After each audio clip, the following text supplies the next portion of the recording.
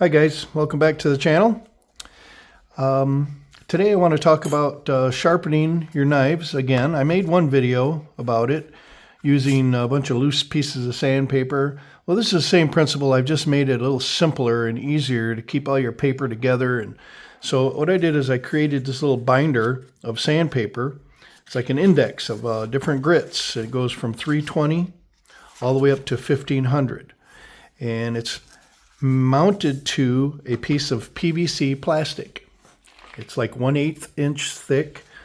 You can pick it up anywhere. I happen to have some of this around, so that's why I use this. You could use plywood, just as long as you got a nice, smooth, flat surface that's, rigid enough, So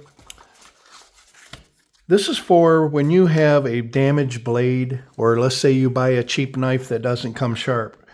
A lot of beginners will, I understand they don't want to spend a bunch of money to get started, so they'll buy, let's say, a Beavercraft knife, and Beavercraft knives do not come sharp.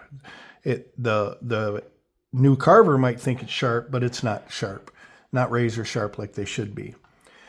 So this is kind of geared towards new people, but I think some of you seasoned carvers will find it to be a pretty handy little tool as well. So let's say you buy a Beavercraft knife and you're trying to carve with it and you got to push really hard and it breaks the wood or it slips, you end up getting hurt. The rule is, if you haven't heard this yet, a sharp knife is a safe knife. A dull knife is a dangerous knife. Just always remember that. And then when you have a nice sharp knife, your carvings are going to be a lot nicer and cleaner. It's going to be a nicer experience for you. It's going to be a lot more fun to carve when you can make paper hair shavings and cut them little tiny details. So this will help you get to that point. So let's say you have a knife and it got damaged where you got a chunk out of the blade, or let's say you even broke your blade, broke the tip of it off. You can recover that with just sandpapers, different grits of sandpaper. Now that'll be another video there on recovering a tip, but to get that edge back, you might not need to start out at 320 grit, okay? That's a little aggressive, but I just put this together so I could accomplish anything with this, okay? And if I need a more coarse paper, I can always just throw a piece of, 220 on here and start there. That's another video itself. So anyways, I'm going to give you a good example. Monday night at my carving class, a couple of my students had, their knives I could see them struggling when they were carving, and I wanted them to have a good time. So I took their knives and looked them over, and they were flex cuts, identical to this, same kind of flex cut right here. And I don't know, I think maybe the edges got rolled over on them from not having the experience on how to sharpen them. And it's nobody's fault. It takes time to learn that. So be patient with yourself, but learning to sharpen and strop your knife is detrimental. You're only going to be as good as your knife is sharp. I'll tell you, you have to have a sharp knife and you have to learn how to do it. And that's why I want to make this video to try to help as many people as I possibly could. So what I did with them is I started out at 600 grit paper, okay, to recover their rolled over blades. And I believe that's all it was. They were just rolled over from improper stropping. So for video's sake, and this knife is already in good shape, I really don't need to do that. So it's the same process, but I'm going to start at like the 1,000 grit here, okay, and show you the process. All right, very first thing, this is only this thick, so most of your knife handles will not be able to lay flat without hitting the surface that you're working on, okay, and you have to have them lay flat. So either do one of two things: bring it to the edge. Bring it to the edge of your table, your work surface, whatever, your bench, whatever you're working on, so the knife isn't hitting anything, okay? So it's got clear travel, all right? Either do that, or like I have this big strop, or you can take a piece of board or a book or whatever, just as long as it doesn't slide around and move, because this is kind of slippery, so just, on this strop it sticks pretty good. So I just put it on top of the strop like that, okay? Now, like I said, you want to make sure that your knife can travel freely and be flat on that bevel. So to find a bevel, what I do is I place my knife there. I just take my finger. I don't hold the knife at all. First thing I do is I plant my finger on top of that blade and push down, and that gets that down towards that bevel. Then usually when I grip it and lightly grip it with my fingertips down here, it tips that blade up just enough to get it perfect on that bevel. Okay, and then to kind of keep the knife from flip-flopping around, moving around too much, I keep my arm tucked into my side. My elbow is right into my side. And I kind of lock my arm and lock my wrist.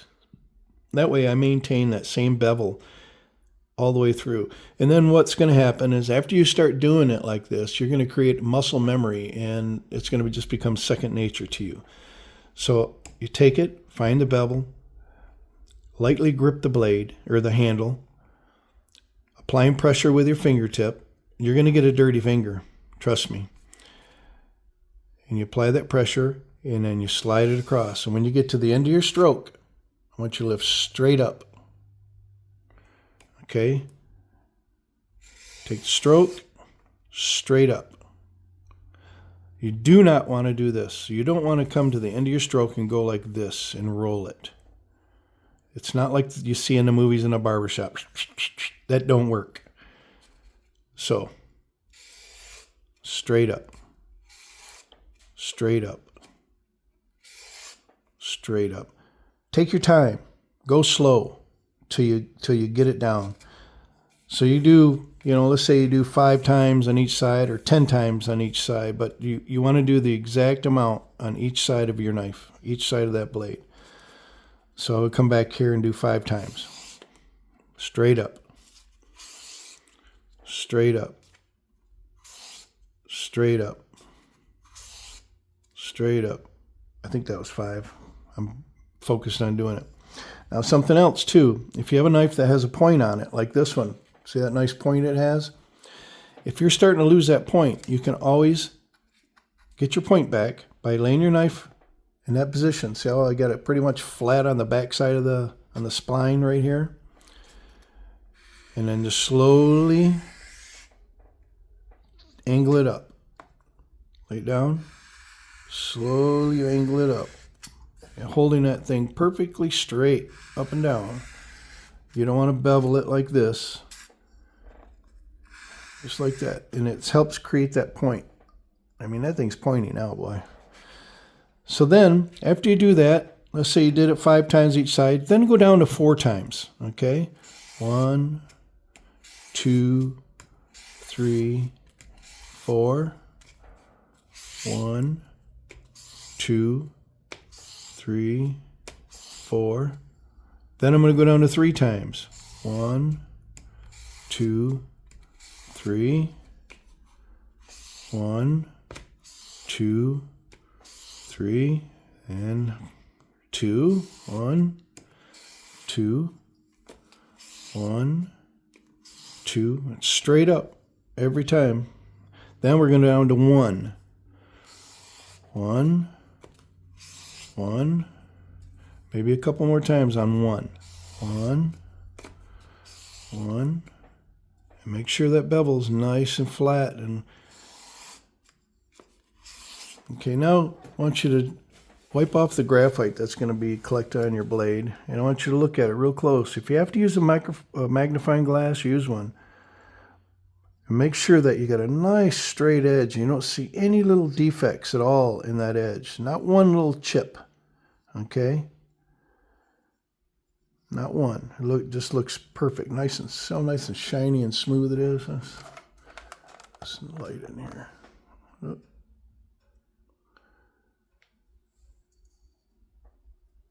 You can see how nice it is. Okay? Now we're going to graduate to the next. Now we're going on the 1500. This is one we're going to finish on, and then we'll go to a strop. But we're going to do the same process. We're going to do 5 times or 10, whatever you think it takes on yours. You can do as many times as need to be. But I would recommend a minimum of 5 times, but I would say For new people, I would go 10 times. So on each side. So we're going to do just 5, just for video's sake. So 1, 2, 3, 4, 5. Remember, see them straight up after I'm finished. Okay, find that bevel. Light grip on the handle. 1, 2, 3, 4, 5. Okay. Now we're going to go back to the other side. We're going to come down to 4. 1, 2, 3, 4. 1, 2, 3, 4. Now we're going to do 3. 1, 2, 3. 1, 2, 3. Now 2. 1, 2, 1, 2. Now we're down to single strokes. 1, 1, 1. Take your time. 1. And do that a few times with them single strokes.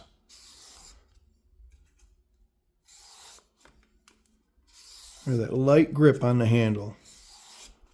Just kind of guiding it. All the pressure is on your forefinger, pushing down.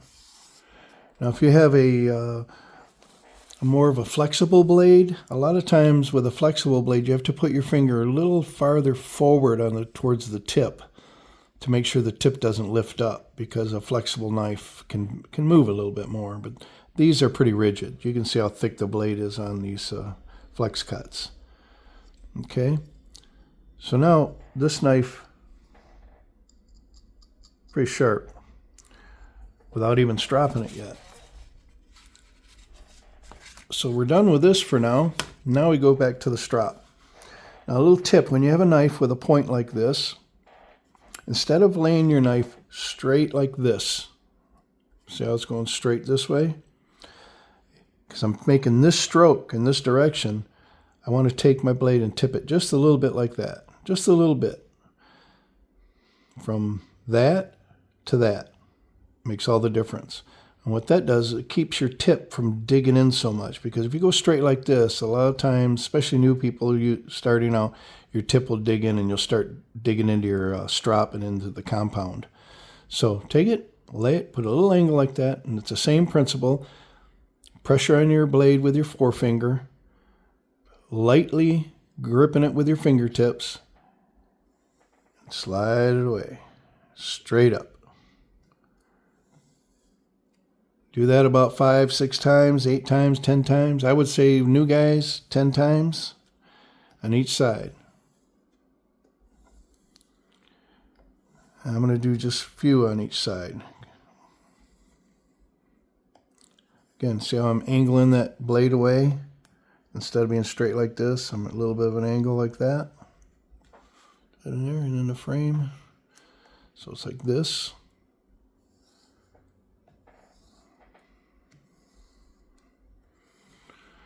Same thing, then I'll go down to 4 strokes on each side. Just as long as it's the same on each side. Very important. Then we do 3.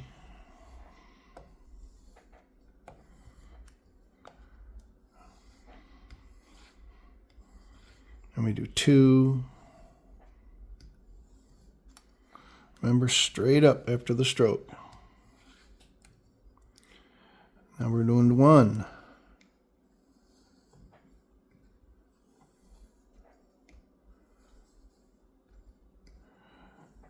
And this, my folks, will give you a nice razor sharp knife ready to carve.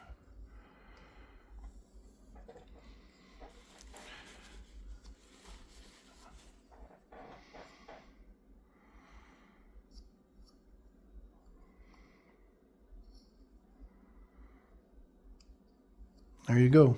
That's how you do it. That's how you get a nice sharp knife.